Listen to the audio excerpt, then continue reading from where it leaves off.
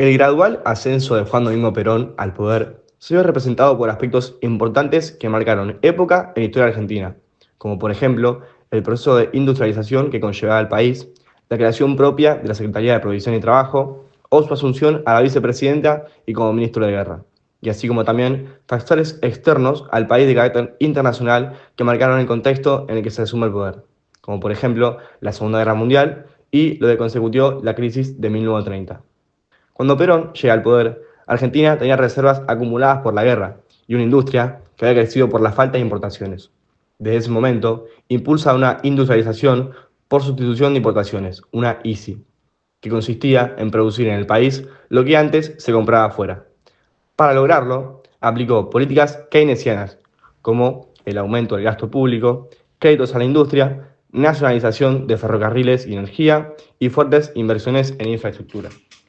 Los principales lineamientos en su acción de gobierno se basaron en el primer plan quinquenal, el cual fue el primer plan económico y social del país a 5 años, y el cual su objetivo principal era industrializar y modernizar la economía argentina, mejorar la distribución del ingreso y consolidar el estado de bienestar.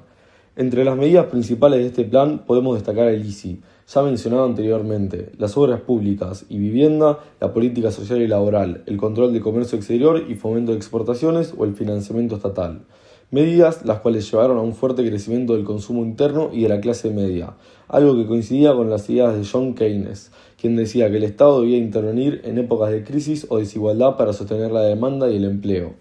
Todas estas acciones llevadas a cabo por el Plan Quinquenal hicieron que con el pasar de los años, en 1948, se produce la mejor época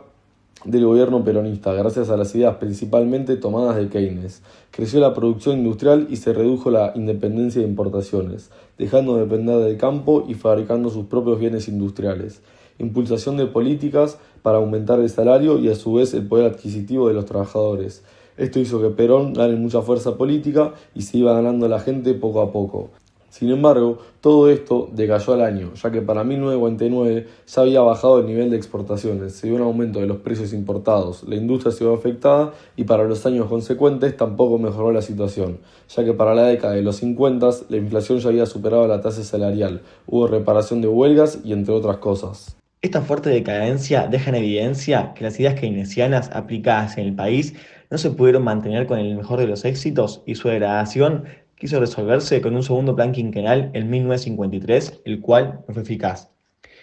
Desde las teorías económicas, la decadencia del modelo peronista se puede explicar como, según Keynes, cuando el gasto público se mantiene alto en un contexto de baja producción, cosa que ocurría en el país, aparecen los desequilibrios fiscales. Según las ideas marxianas, la industria local no podía sostener las ganancias sin recurrir a la explotación o al endeudamiento.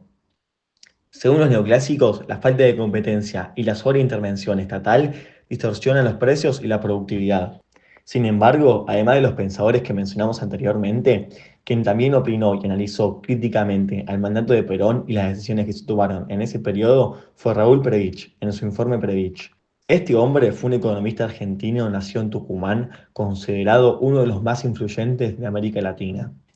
y de su análisis pudo concluir que el quebramiento de la economía argentina en ese entonces se dio por nacionalización del comercio exterior a través del Instituto Argentino para la promoción del intercambio y revaluación del tipo de cambio. Planificación peronista muy ineficiente al orientar la intervención estatal hacia gastos de consumo. Política de industrialización orientado hacia las ramas de bienes de consumo final. Políticas monetarias y crediticias expansivas acompañadas de aumentos masivos de sueldo y salarios en un marco de estancamiento de la productividad. Además, realizó recomendaciones que se relacionaban con economistas que critican la dependencia de las exportaciones de materias primas y defendían la intervención estatal para promover la industria nacional y mejorar la distribución del ingreso, identificando su pensamiento con economistas de desarrollo estructuralista y keynesianos latinoamericanos, proponiendo finalmente como solución acciones como devaluar la moneda para alentar las exportaciones, moderar los aumentos de sueldos y precios para frenar la inflación, pedir apoyo financiero externo, como por ejemplo el FMI o el Banco Mundial, y atraer capital extranjero. Podemos concluir entonces que durante el desarrollo de sus primeros mandatos,